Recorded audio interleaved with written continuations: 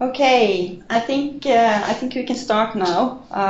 I'm really sorry for the well the mix with the links and everything. Um, so welcome to the webinar. You should be able to hear us now. If not, please chat to us so that we can see if there is a bigger problem and something that we need to fix.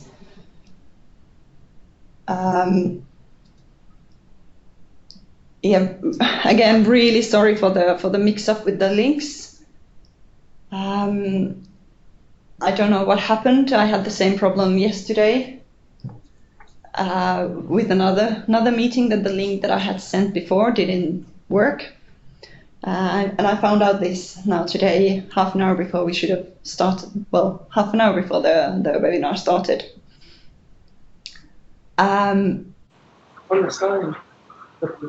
We are here. My name is Terhi Uusitalo, and I'm the project manager for this project. And I've been working closely together with Thor Hirsch from Norway, and together we have help in other Nordic countries as well, but we are the ones that have done most of the writing and in the criteria document and the background.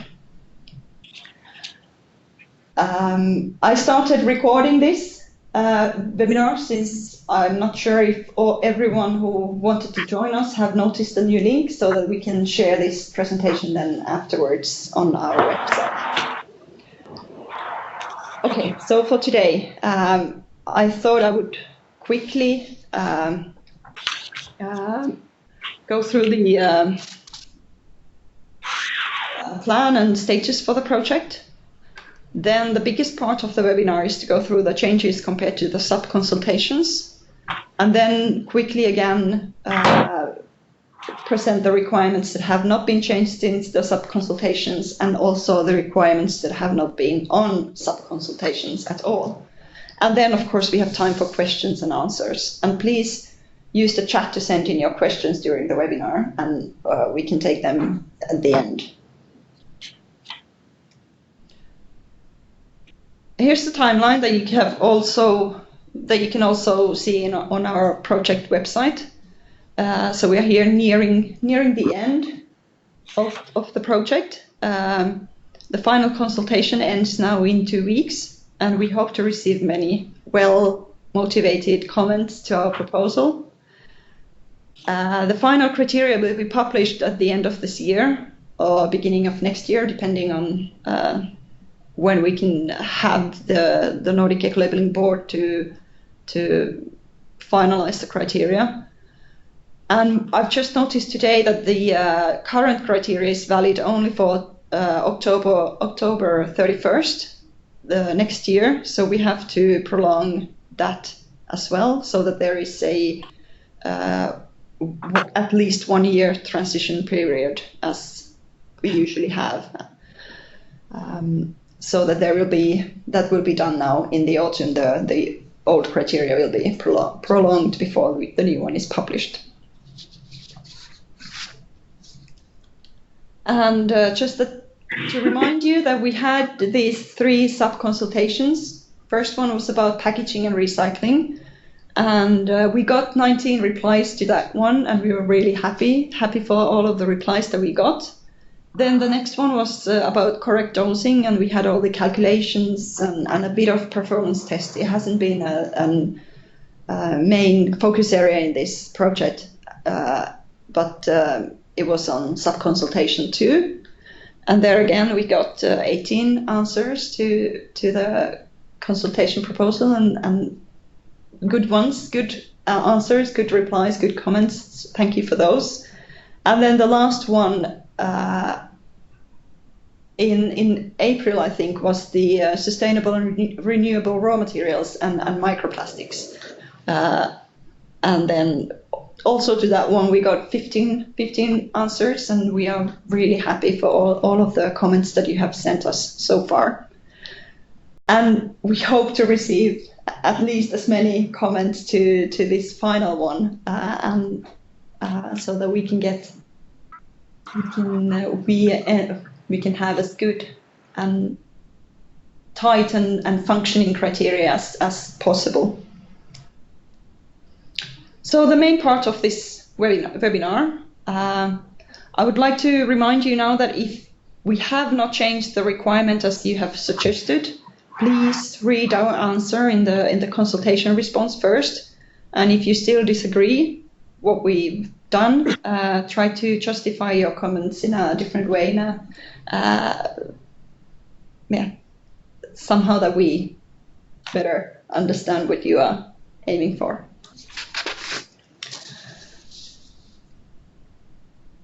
So to start with the O3, sustainable raw materials, we received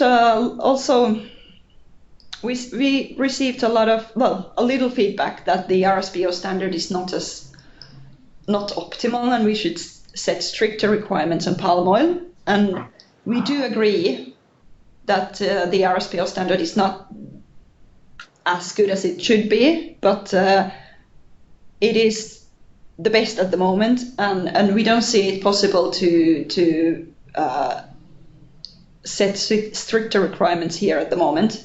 It has also been renewed now in 2018, and all the certificate holders must be fully compliant with the new one in 2020, so that some of these issues that were raised to us have been taken into account here in the new RSPO standard.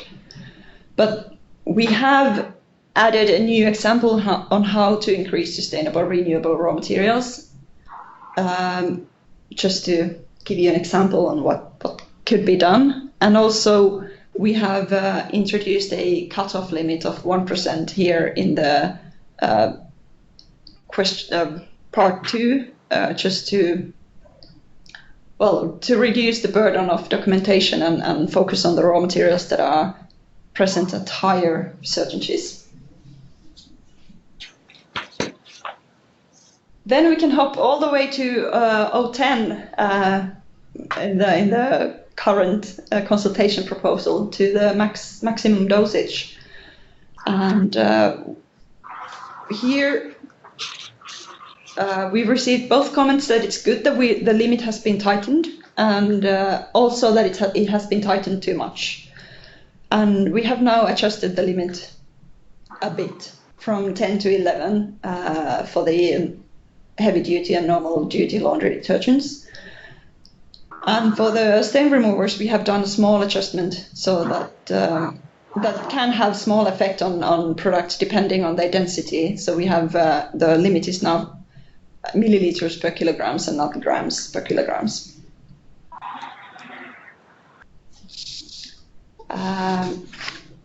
Also the dosage instructions. There are a few comments to that one as well. We believe that it's very important that the dosing is as easy as possible so that overdosing wouldn't happen, or would happen as little as possible. And we therefore suggest 2 additional ways to instruct consumers on dosing when using the cap, when it's not feasible to use the cap, for example, for cardboard boxes. And then we have deleted the requirement on cap size that we got a lot of critique to. So we agree with you. It's not we shouldn't have that in the final criteria.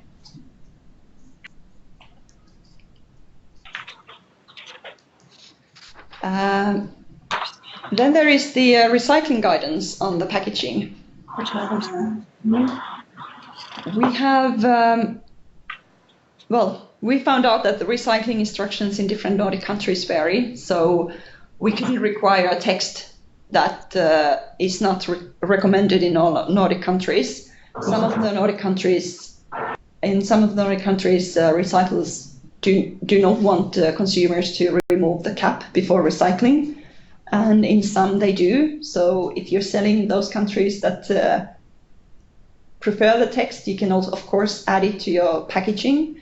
but we are not going to require you to do it because it's not a practice in all of the Nordic countries. Okay, then there is the fitness for use, and I'm just checking now if my colleague Thor has been able to join us. He had some Yes, can you hear me? trouble. Yeah. Can you hear me? And you should be able to speak now, Thor, please. Okay, yes. So as Terje already mentioned, fitness for use has not been a main focus in this revision, but anyway, we got quite a few comments, and most importantly, we have decided to accept the new reference detergent, IECP, which has substituted perborate with the percarbonate. It shouldn't affect the performance results, but in that way a CRM substance has been removed. Then we have been in touch with Miele and updated the list of approved machines, also with input from other stakeholders, of course. And we have also accepted to, or decided to accept smaller stains that we have heard have become more and more common. You can still use the old ones as well if you like.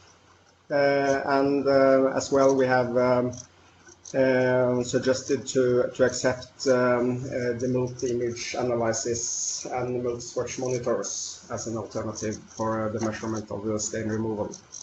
So that's the main changes, and as we still accept the old reference detergent as well, and as the result should be comparable, it should not be necessary to do new tests if the product has not been changed.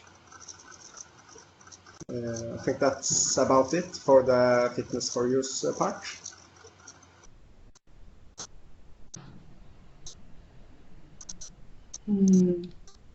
Thank you, Thor. I would also like to add that since it was not in the scope of this revision to renew the test method, we have talked about starting a separate project during the lifetime of this upcoming criteria generation to update the test. And there, if you would like to take part in that, if you would like to help us with that, please email me or Thor about it. But we will see if we can come up with a more up-to-date test for the next generation then. Or that could be adopted to this generation in a later phase. Then back to recycling again. Here, I mean, this part was probably the most commented for the criteria, all of the 3 sub-consultations, this and the next requirement. We have started to modify this requirement by adding a definition for post-consumer recycled, and we refer to ISO standard in that. So it is defined as material generated by households or by commercial, industrial and institutional facilities in their role as end users of the product, which can no longer be used for its intended purpose. This includes returns of material from the distribution chain also. So I hope this will clarify the requirement for you and also make it easier to fulfill it and not cause that many questions anymore. We have also lowered the amount of post-consumer recycled plastics in the packaging from 75% that we suggested in the sub-consultation 1 to 50%. And of course, we wish to receive comments whether you find this limit feasible or not, or whether you have any other suggestions or maybe other ways to set the requirement. We also received some questions on how we define recyclable, the first part of the requirement. And for example, if a cardboard box with thin plastic layer inside is recyclable or not, since the plastic is burned and not recycled as plastic.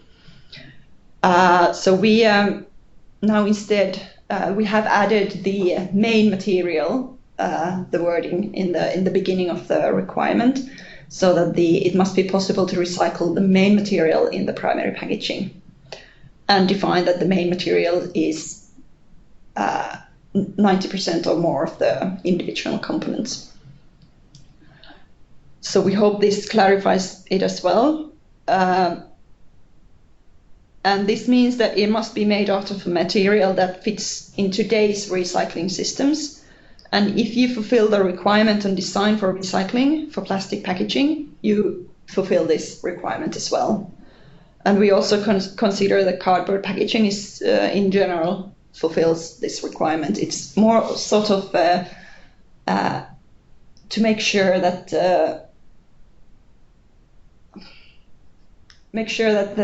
we don't end up with some novelty packaging that no one can recycle in the Nordic countries. And if such novelty material should arise and there would be a recycling system for that, of course it would be accepted. Well, this one was also, you commented this requirement a lot. And we have adjusted it quite a lot also. Maybe the biggest thing for us is the question that we pose to you.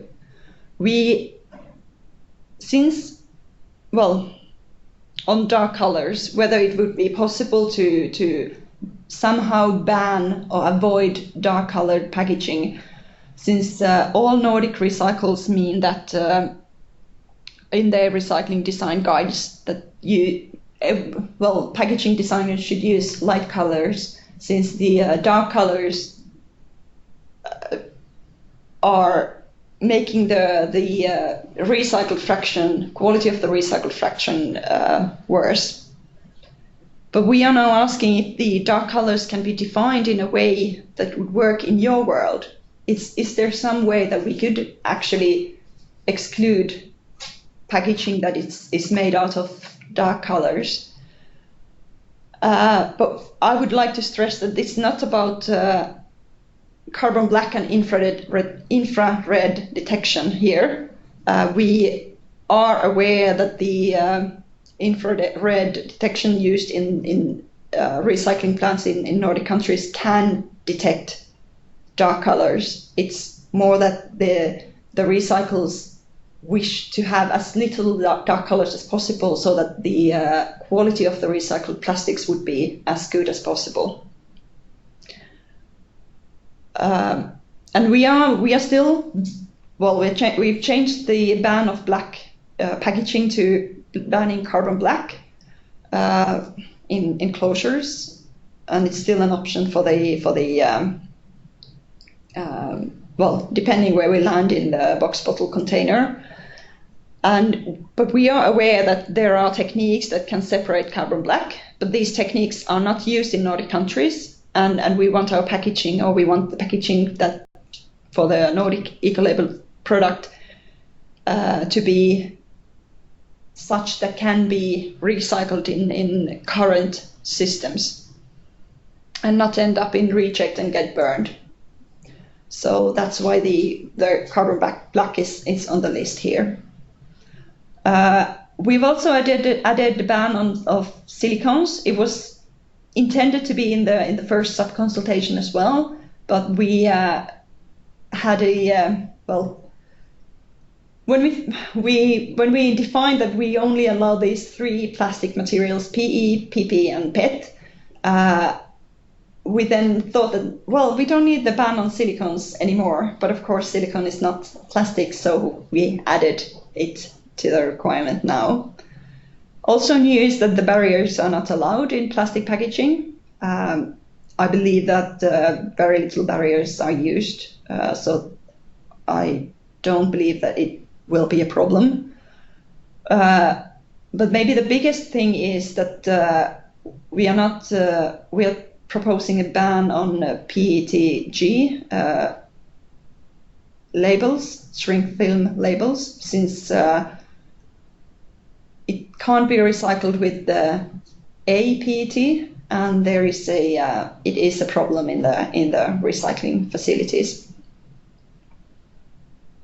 But I hope you can answer our question here in the box, and also comment whether the requirement is now more feasible than the one that we had on the sub-consultation.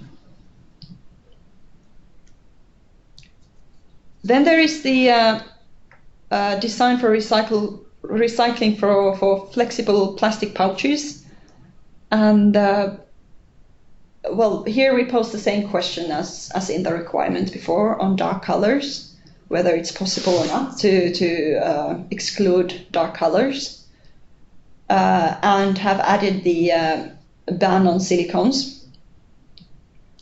But then what is new is that we are suggesting a requirement that only 60% of the packaging surface may be printed, since that is something that the recyclers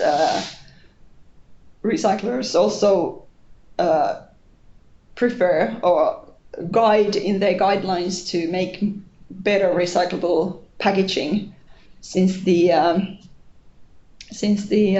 quality of recycled plastics worsens with the increase of print. But I know that you have law requirements that certain things must be in the packaging. So you have to have labels and ingredients and so on, and we want you to have a lot of information for the consumer on the packaging as well. So this might not be possible, but we would like to hear your comments whether it can be done or not.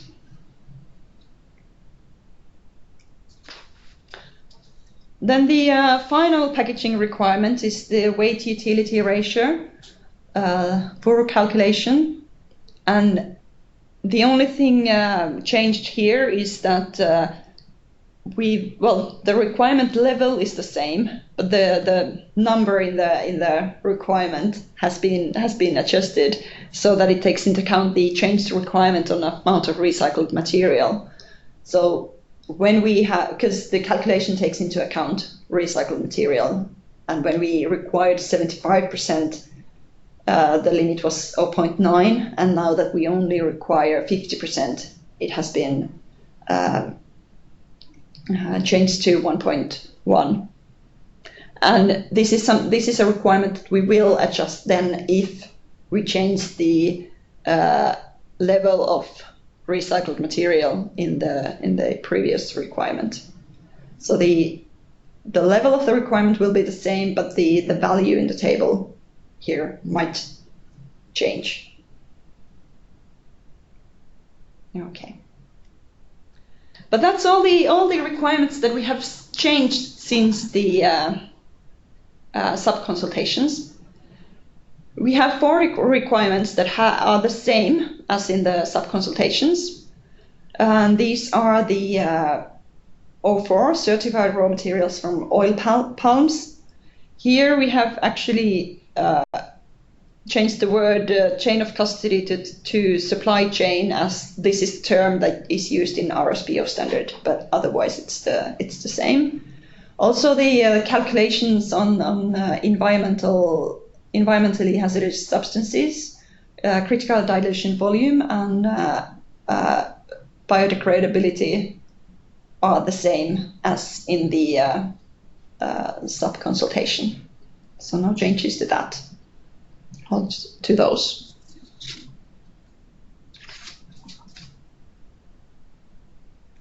We also have a list of requirements that have not been on sub-consultations so far. And these are not marked in the criteria document, as we have marked the changes compared to the sub-consultations with red. These are just normal black text, but it is mentioned in the black background document whether the requirement has been changed or not. And we have only done, well, we think that the changes or adjustments that we have done are minor. Please let us know if you disagree. But these requirements, there are 8 of them, 8 normal requirements, and then 7 quality and regulatory requirements. And 3 of these 8 requirements are the same as in current criteria generation. And these are the description of the product, requirement on surfactants, and also the claims on packaging. If you are claiming organic or something like that on your packaging. No, that was the, it was the washing temperature.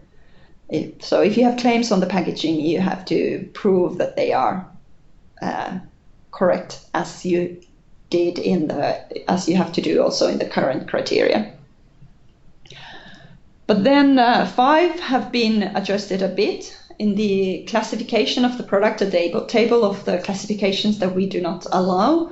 We've added the EU H208 that the product shouldn't be marked with the sentence that contains this and this may cause an allergic reaction.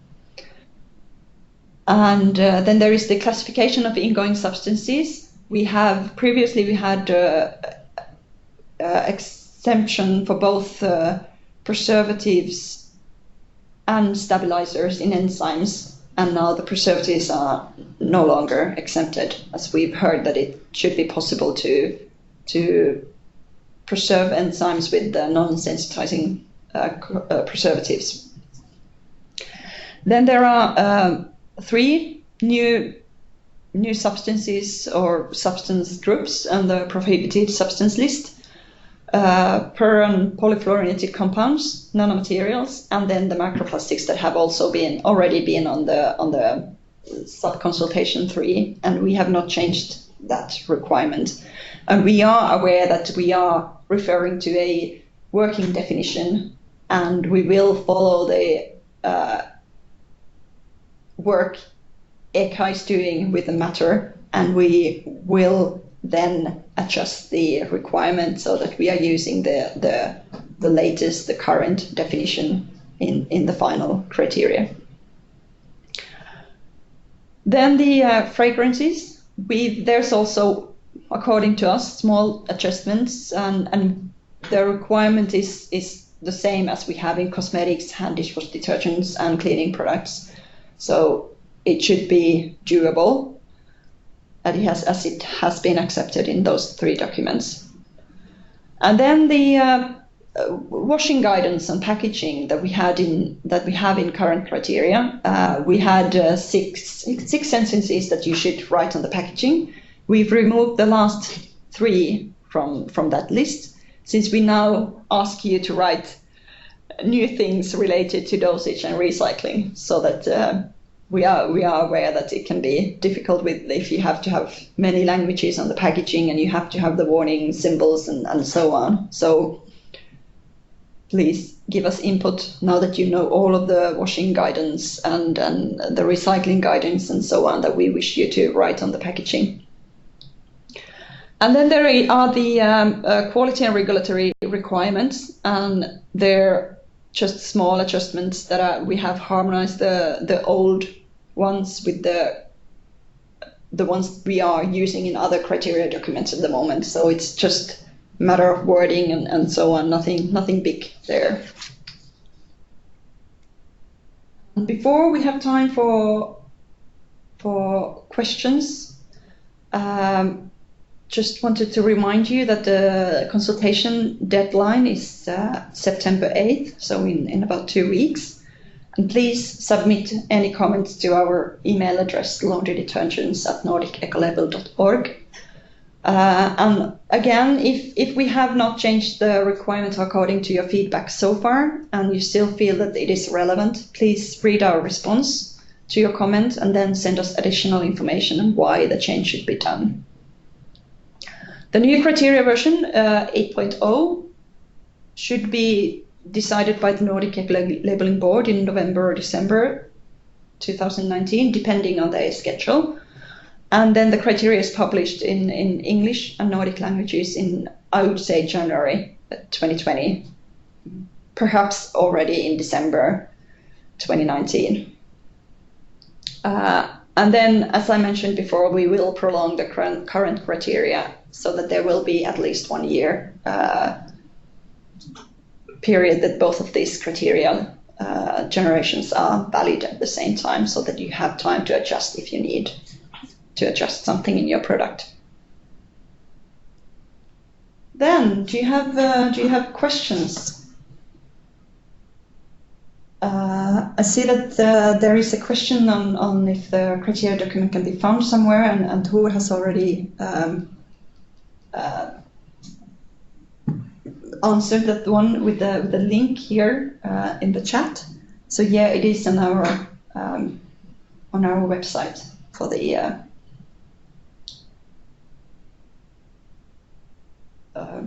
criteria revision. Yeah, there is. I think the CDV calculation. There is a question if the new CDV calculation Excel will be available with the new limits. It should be on the website. If it's not, we will add it there today. But we have not made any changes to that since the sub-consultation 2, as the limits were not changed compared to that. So you will, if it's not on the under the final consultation, you will find it a bit below in the sub-consultation 2 part. But maybe Tor, you have been the responsible for the website. You can maybe answer that.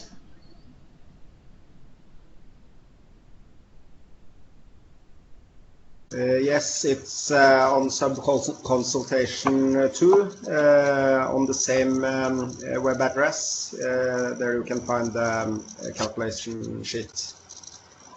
That's correct.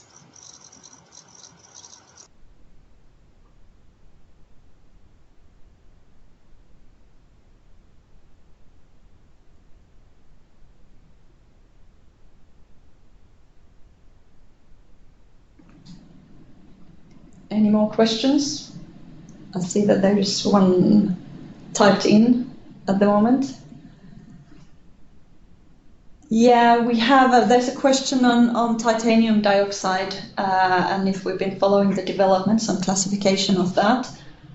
And yeah, we have been. I mean, we have ecolabel criteria for paint and paints and varnishes where titanium dioxide is really important ingredient, and we have been following that.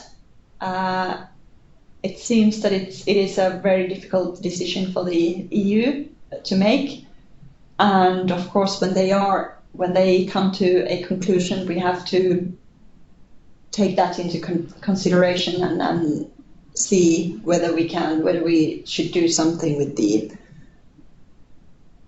white titanium dioxide maybe used in some ingredients to make them whiter, or then perhaps titanium dioxide used in white packaging. But we've decided to wait for the results from the EU before we act ourselves.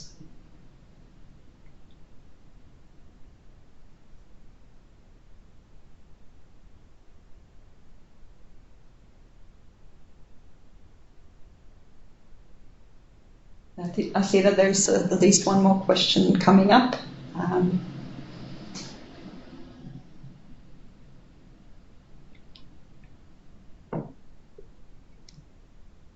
if we have knowledge of the future for recyclers, yeah, we are in contact with the recyclers, and for example in Sweden they just opened a new recycling plant in maybe June this year, where they use the most up-to-date techniques. And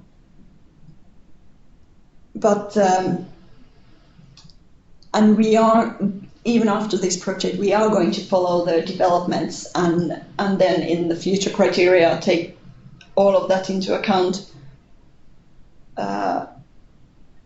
And if they are in the future able to color separate, as is continued in the question here, we will of course take that into account.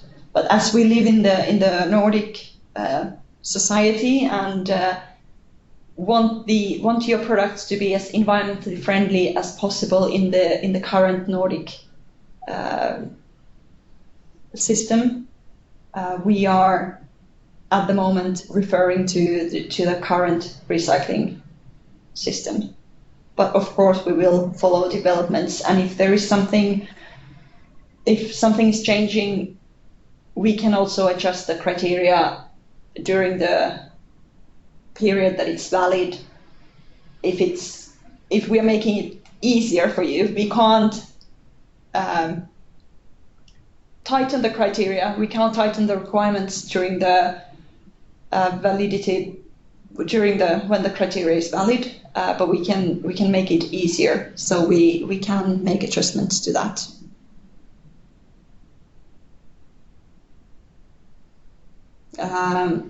But this may be a huge economical burden for your license holders. You mean that you are now adjusting the packaging according to our criteria now, and then maybe later we say that in 5 years we say that you can go back to the ones that you had before. Yes, it can be. It is possible that it's economical burden, but it's also we are an eco-label, and we should consider environment, and we should also try to push you, our license holders and the suppliers, to make better products from the environmental point of view. That's sort of our job. We have sort of two clients, our license holders and then the environment.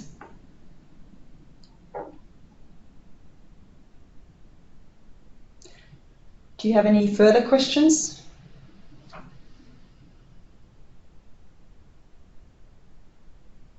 think there's at least one more coming up.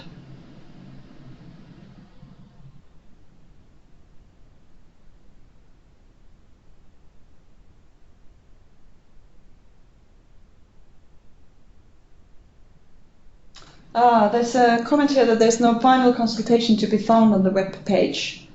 I hope, Tori, can look into that and maybe send a link to the person in question to all webinar participants if there's a problem with the web page. Well, actually, the document is called criteria proposal. That's the name of the document on the web page. There is a heading, final consultation, and under that heading there are 4 documents, and one of these documents is the criteria proposal.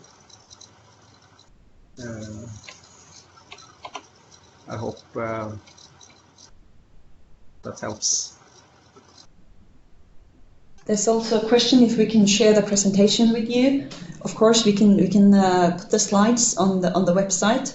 And as I've mentioned before in the beginning, as we had problems with the link. I've recorded the webinar, and we'll see if it's possible to put that on our link to that on our website as well. I think the file will be too big to have it on the website, but maybe we can have it in the hidden YouTube channel or something, and then link to the to our website.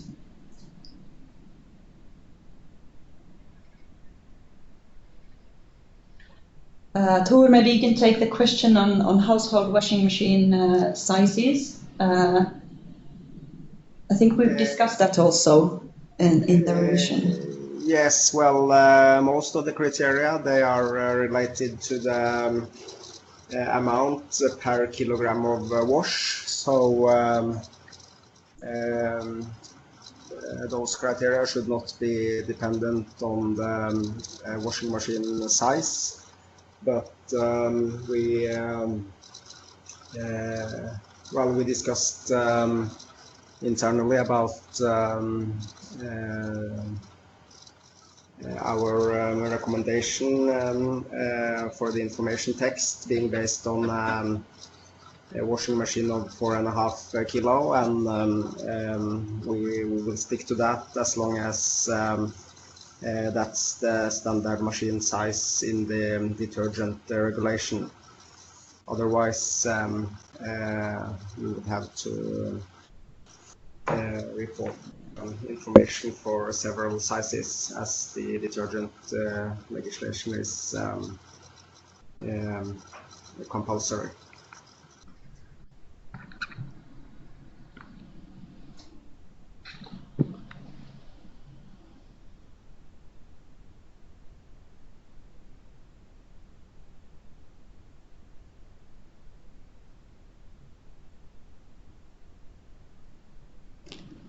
There's probably one more question coming up, maybe.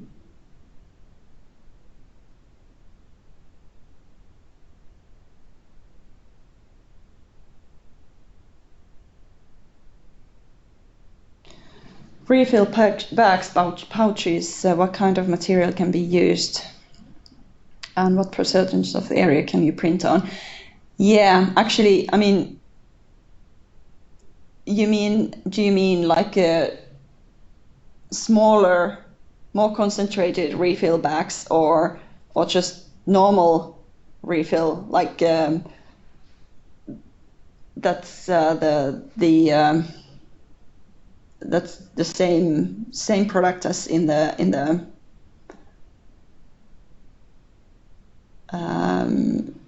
bottle. So normal refill bags, yeah.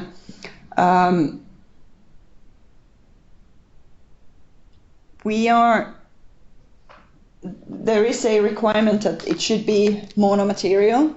We are aware that it might not be possible at the moment, but we also know that there is development on that area. I would like to know from you whether you have any news on those projects, whether you think the monomaterials can be available in late 2020 when the licenses need to be renewed. But we wish to have monomaterial bags, pouches, so that these can be recycled, as the laminates cannot. They are burned and not used as materials. And we suggest the percentage of the print to 60%. But as I mentioned, we wish you to comment on that, whether it is possible, considering all of the legal requirements that you have, all of our requirements on what you should print on the label, on recycling and washing guidance and so on. Yeah, no, monomaterial is not available at the moment, but I've been told that it is coming, but I don't know the timeline yet. But if it really is so that it's not possible, it's not available, it's not going to be available in 2020 or 2021, we will rewrite the requirement. But at the moment, we still want to try to push the market to find a monomaterial for those, and we didn't change that requirement for the final consultation. But of course, we will discuss that before publishing the final criteria, and try to make sure. I mean, if we're gonna keep the requirement, we will make sure that there is at least some suppliers of monomaterial on the market.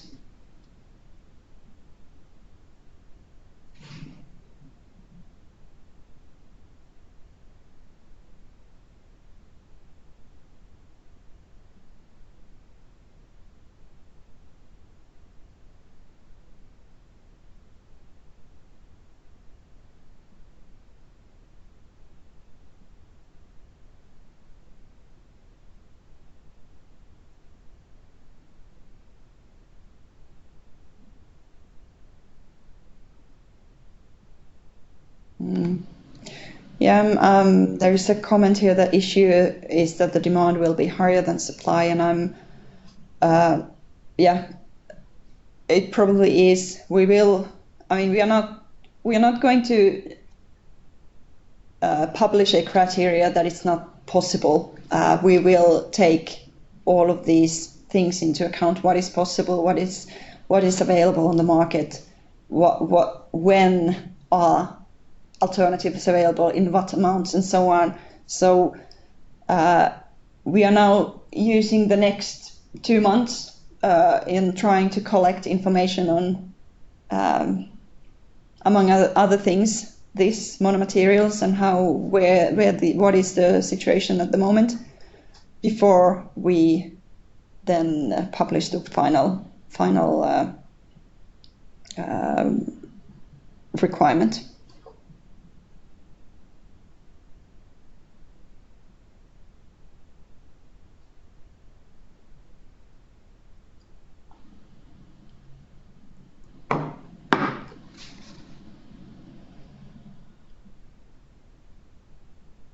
There is time for a couple more questions, if you have some. I think there is. What about sleeve? Can it be more than 60% print if we have rip-off sleeve? Yeah, we haven't. Have we defined a maximum amount of print in the sleeve now, Tor? Do you remember? No, but what we have done is to ban the PET-G in any case. But of course, if you use another sleeve material, then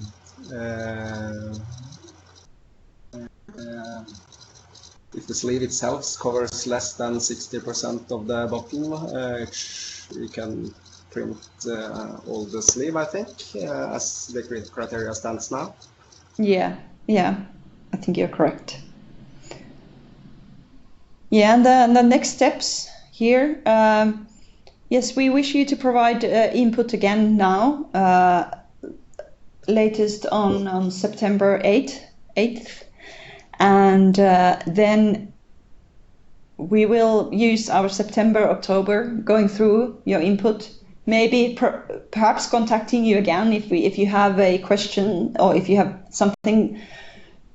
If we have questions on your input, if we would like to know more, if we have some additional questions, if you suggest a change that we would like to know more about, or something like that, we will probably be in contact with you in September, October, and then the criteria will be sent to our Nordic Ecolabelling board that makes the final decision, and that will be November, December. I don't know the schedule yet, but then so it might seem like a long period from now, August to November, December, but you can send us questions during the autumn asking about the status if you are interested, or status of your comments if you want to know more. And also we probably will email you, or perhaps have one-to-one Skype meetings if you want to know more about something that you've sent to us.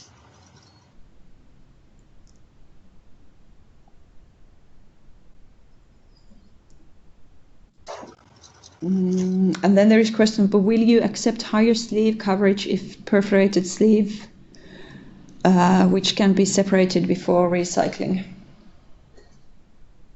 That's something that we have to consider. But the 60% maximum is because we don't want, I mean, the detection on the recycling plant needs to hit the bottle so that it's recycled or sorted in the right way. And if it hits the label, then it might end up in reject and be burned. But then a sleeve that can be separated before recycling, we have to consider that. We don't have an answer now.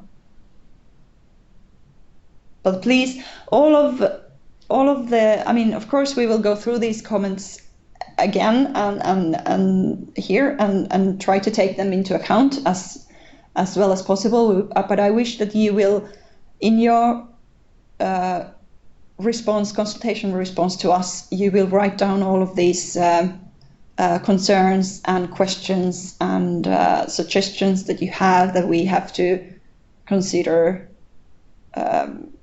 different types of sleeves or whatever comes to your mind. And we will carefully go through them all, consider what is possible and what is best from the environmental point of view and what's feasible for you to work with, and then probably contact you and then write the final proposal or final criteria document that will be published then at the end of the year, beginning of the next year.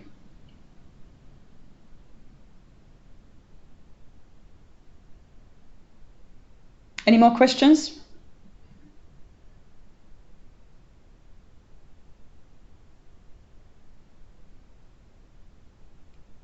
No one is at least typing now. If you have any questions that you come up with later, you can always email us at the laundrydetergents@nordicecolabelling.org. And we will try to answer them as best we can, and also leave us your comments on the consultation proposal so that we can make a good functioning, tight criteria that works for both you and for the environment. All right, if there's nothing more, I would like to say thank you. I'm glad that you made it to the meeting, even though I had to at last minute send you a new link. I look forward to reading your comments to us in September, and I hope you have some time to answer my questions the questions that I might have then later on in September, October, and what me and Tor the questions that we might send to you. All right, thank you. See you later. I hope to hear from you later. Bye-bye.